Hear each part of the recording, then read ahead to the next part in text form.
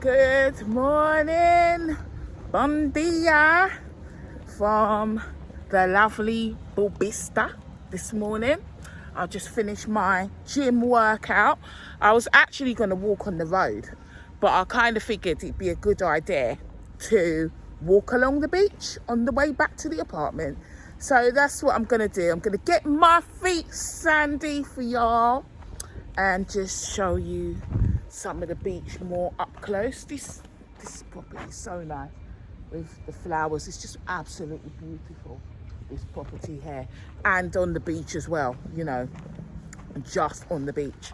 I mean, there is some rubble in front of it. I don't know if they're going to build a property in front of it, but this property 2 stories high, it's just so beautiful. The beach here is really quiet right now. There's nobody in the sea. You know, sometimes I think to myself, I should come here early in the morning and just take a dip, you know, take a dip in the sea. Went to the gym, and the gym is not finished. So, you know, I was talking to you about how the owner was expanding it. I'm just going to take off my sandals. So, yeah. You know, I told you the owner was expanding it. Well, the space is decorated and stuff. It looks like it's almost finished. He's just got to arrange the equipment around there, I think. It looks like the decor is done. It's just to arrange stuff. So, yeah, I had a little workout today.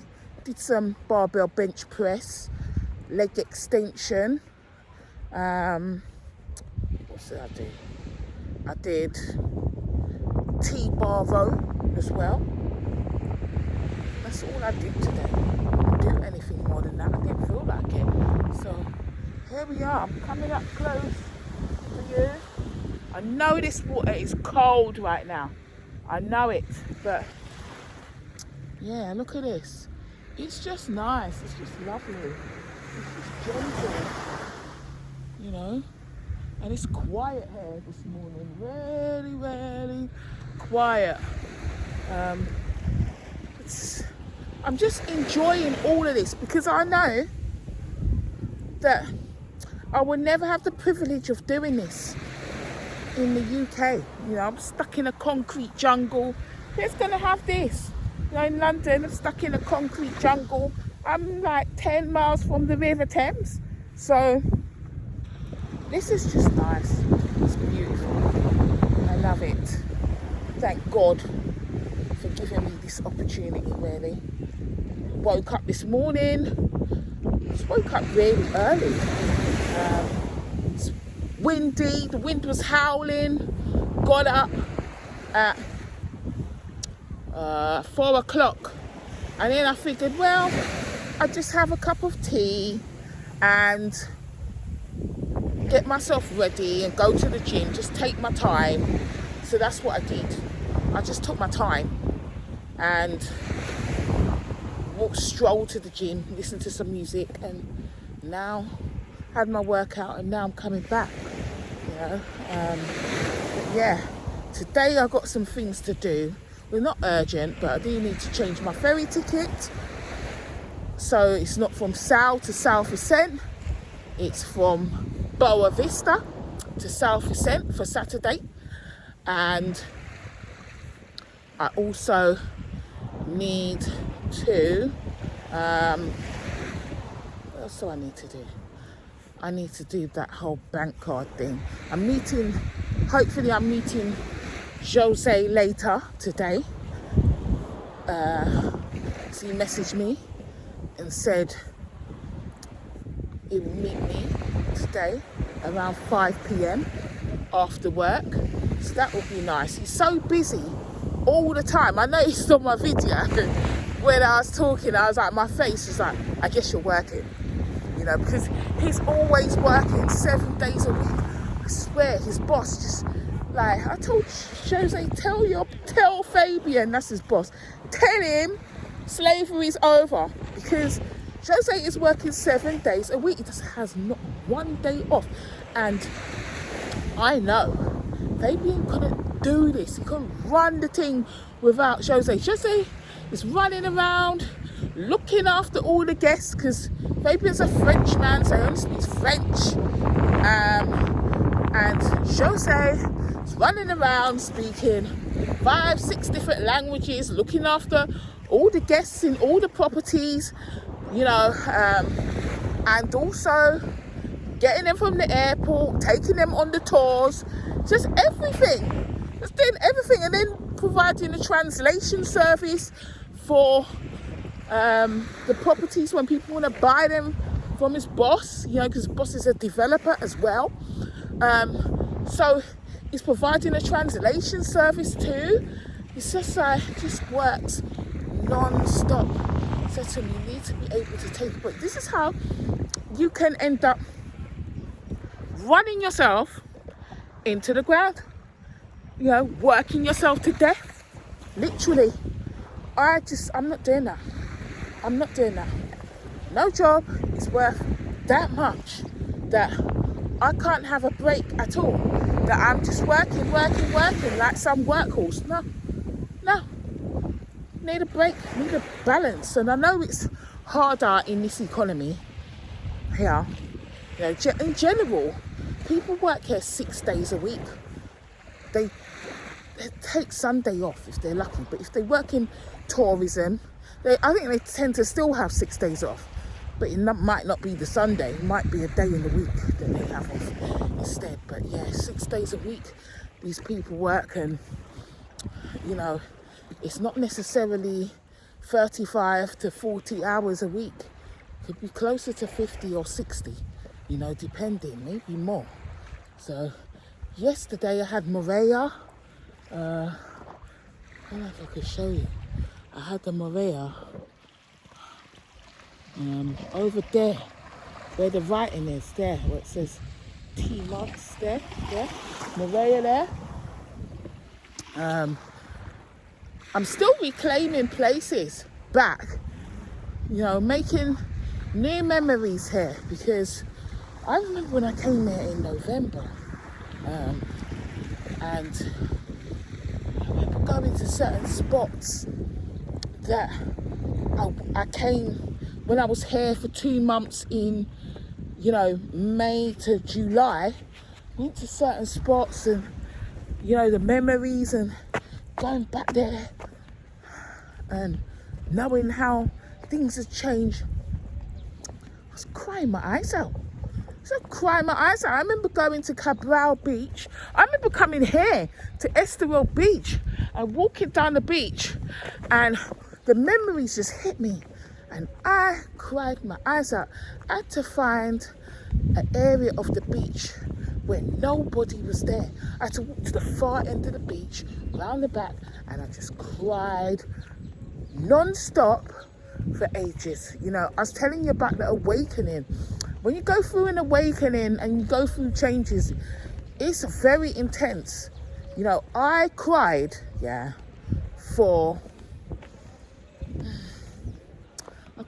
from July, every day, from July to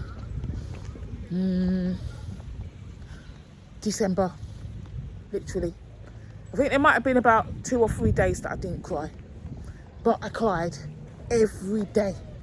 Every single day I cried my eyes out. I just thought, when is this gonna end? When?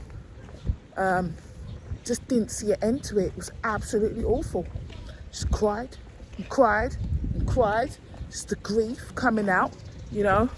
And there's only so much that you want to talk to people about your experience, you know. And then to be honest with you, at that point, didn't really want to talk to anyone. I spoke to a few people, like 2 or 3 people, but it's like, no, I don't want 2 people. I don't want to talk to anyone anymore about this.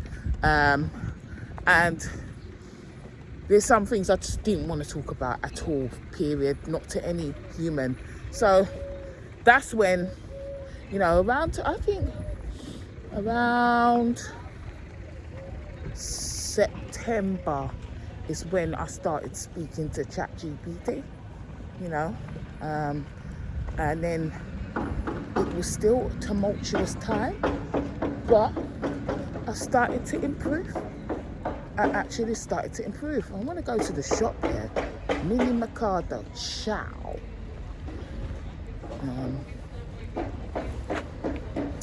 Some papers, but I just don't want to queue.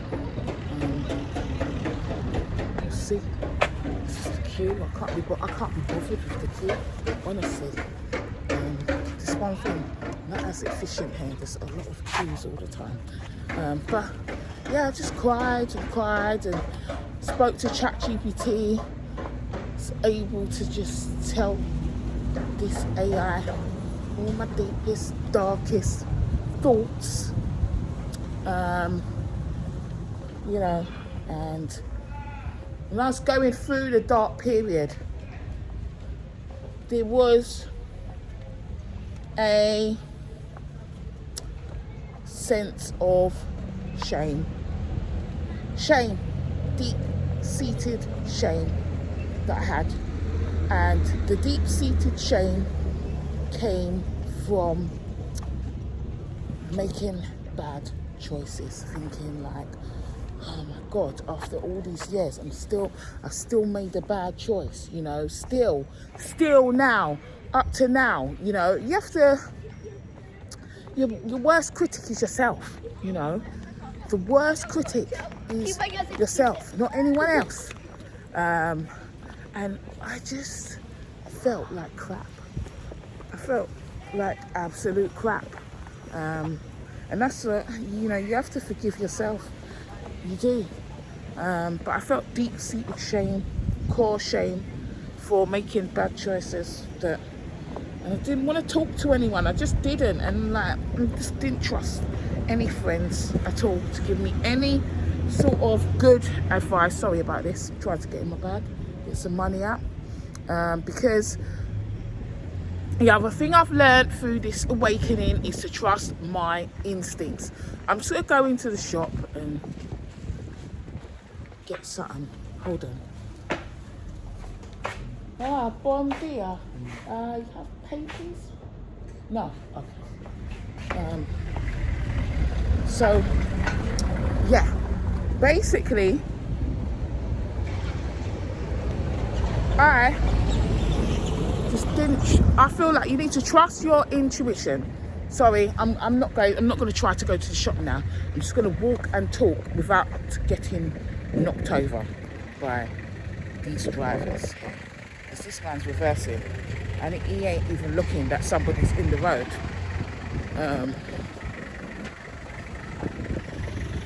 But yeah, so I just feel like you got to trust yourself. Trust your own intuition. Right, I'm back. Trust your intuition. Your gut instinct is there to protect you. And it is never wrong, okay? It isn't wrong. When does anybody say, I wish I never listened to my instinct. I wish I didn't. I wish I'd gone against my intuition. Not, you know, when I say instinct, intuition, I'm not talking about your impulse here. I'm talking about that guiding, navigating voice that guides you, you know, and says, this is not a good idea, or this doesn't feel right, this person doesn't feel right. You know, the voice that we like to override when it doesn't tell us what we want to hear. You have to trust. So I'm trying to get away from the sun. Yeah, you have to trust yourself, because, you know, had I trusted myself in the beginning, the voice that was telling me things weren't right with the situation that became the catalyst, and not listened to friends, I would not have gone through what I went through. Of course, it was meant to happen that way. So, you know, it was meant to happen. But all I'm saying is that maybe I could have spared myself a lot of pain if I had just listened to myself in the beginning. You know, not listen to friends telling me otherwise. Oh, Natasha, this, that, X, Y, Z. No, I should have just listened to myself. Listen to my inner voice. Listen to my intuition, because it was right all along. And so that is what I have learned from this experience, is to trust myself before I trust anybody else. My intuition is sharp, it's on point, and it's not wrong. It's not wrong, it's never wrong. So I listen to that guiding voice inside of me now. It's there to protect you. It's there to protect me. You know, friends, as I said, friends can be trying to help you from a good place themselves, but with good intentions, I mean, but they don't necessarily give you the best advice, because they're limited in what they can advise you on. And if they're stuck in their own toxic cycles, then how can they help you? How can they guide you when they're going through their own toxicity, stuck in their own toxic entanglements, you know, haven't learned a level of self-awareness that is required to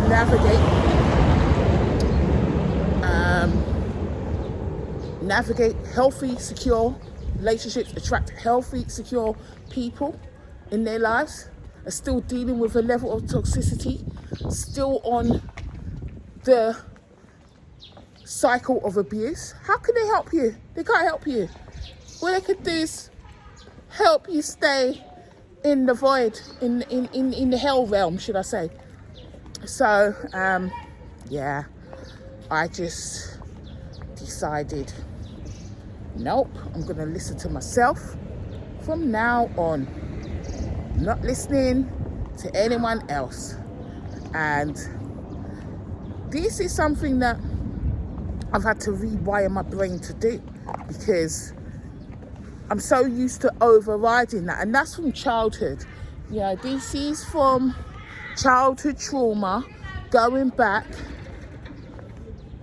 to my childhood years, when I had to override my intuition to survive. I had to. There was no choice. I had to do that. But I'm an adult now, and I don't have to do it anymore. So I have to learn new behaviours, and it's never too late. Yes, I'm 47, but it's better late than never. You know, so that's where I'm at. That is where I'm at. I'm not listening to anybody tell me anything that goes against my intuition. And it's not that I'm only listening to what I want to hear. No, it's not that at all.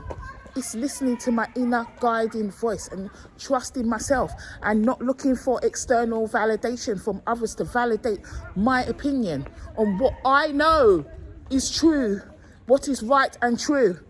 Not thinking, oh, if someone else tells me something different and they're a friend, you know, I listen to them, of course. So ultimately it's my choice. The final decision rests with me. But if one or two people come back to me and their opinion is different, then I'm just going to automatically override my intuition. No, not again. Never again. No way. So that's something that I'm doing. Boundaries. This is something that I'm having to learn as well, because of course you have a level of, oh, I'm not going to let anyone treat me this way or that way, or, you know, certain things. So that's one thing where you expect respect and into your day-to-day interactions. But boundaries are something else, something that takes it that step further. And boundaries are for everyone, not just for people that you meet, acquaintances, work colleagues, friends. No, it's for everyone, even your children. Boundaries, and not, no, you can't do this and no, you can't do that. No, I'm not talking about that. I'm talking about boundaries of teaching people how you should be treated, letting them know that You won't tolerate certain things. And being able to enforce your boundaries, you have to. It's absolutely essential to protect yourself, to protect your peace, because so many people will try to destroy your peace, and they may not set out to destroy your peace as in, oh, I'm going to destroy your peace. No, but with their level of self-absorption and entitlement and just selfishness, really, you know, to get to the end, you know, they will justify the means by pushing, breaking your boundaries to get what they want by any means necessary. And if that means trampling over you and leaving you for dead to make that happen, then they don't give you a second thought. They just, you know, use you up when they feel that you're useful, use you like an appliance and just chuck you in the bin when they feel like there's no more use for you. And you're there feeling like, what just happened there? You know, but if you have boundaries, healthy boundaries, then you can stop that from happening. You can prevent that from happening altogether, because you'll spot the signs and you won't tolerate any nonsense. You'll be prepared to walk away, you know, not let someone push your boundaries into some matter. Love doesn't come into the equation of letting someone push your boundaries. You know, the act of love actually should be even more essential in you keeping your boundaries, because really and truly, self-love, the act of self-love, should make you not let anyone break your boundaries, take liberties with you. You know, and if you love them too, then you should teach them how to treat you, really and truly. Sometimes we all have to have that conversation, even with people that are well-intentioned for us. They may be pushing our boundaries, breaking our boundaries without even knowing it. And some, you know, those people that respect you will and love you will understand. Those that don't respect you, they will have a problem with you having boundaries and asserting your boundaries. They will. They'll push back, they'll fight back, and they may just, like, they'll fall away. If you hold firm your boundaries, they'll fall away. They'll fall to the wayside, and you won't have to worry about them at all. You know, this is how you attract the right type of people and repel and detract the toxic types of people by having boundaries. And this is something that I've had to learn from my awakening. But anyway, I'm going inside now. I'm going to make a cup of tea, chill out for a bit, set up the laptop and get ready for work. So I'll catch you all later. Have a great day. Ciao, ciao.